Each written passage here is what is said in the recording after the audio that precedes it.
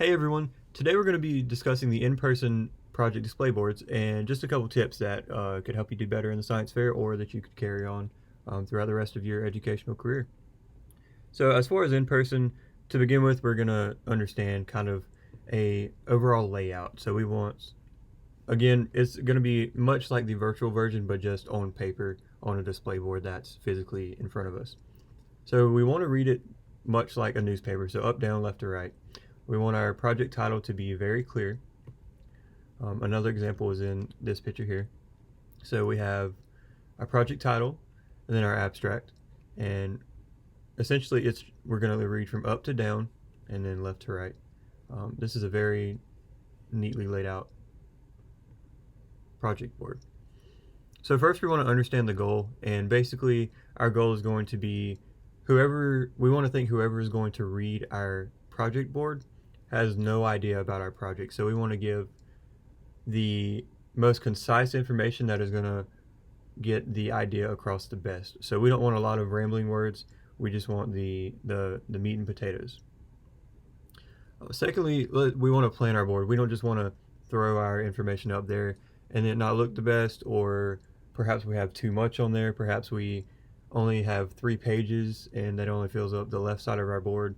Before we attach anything to our project board, we want to plan it out and have it laid out. That also goes to the right size board. So for our science fair, we're going to have a 36 by 48, just like many other schools require for other informative purposes.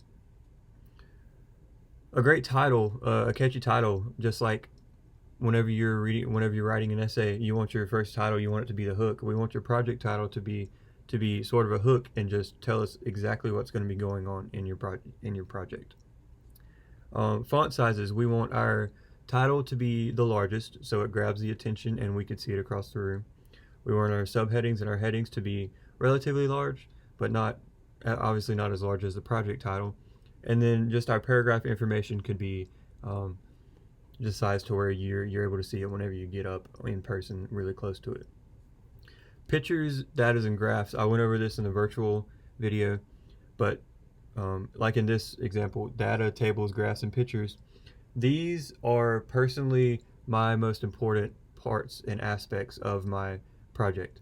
I am able to get off topic, well, not off topic, but off of what is on my board and elaborate more of what I did. I'm able to explain data and tables, even though they may be a little bit discussed in the results and discussion. I can go deeper, I can give my judge a more meaningful answer, and I can just elaborate more. Perhaps there's a picture of me on a microscope. Just instead of whenever I'm there, I can explain what I was doing in this picture, how this data helped me, and what I learned from it instead of just seeing a picture. And now we're going to go through 2 examples that we found online. So this first one, the title is obviously large. We have plenty of pictures. It's laid out. There's plenty of clear space in the background. We have our title that is large. We have our headings and subheadings that are large, and then our paragraph font is relatively small compared to the rest. Next, we have a very colorful one, and this is more of an entry level display board, but nonetheless, it's very neat. It's obviously been laid out before anything was glued or attached to the paper. And we even have a chart, so we're able to read everything clearly, and the point is obviously across. So going back, I would lay out my project more so in this manner. I feel it is more professional, and it would just be easier for you guys. So yeah, if you guys have any more questions, any tips that you think would be important for us to get out there, please let us know. Thanks.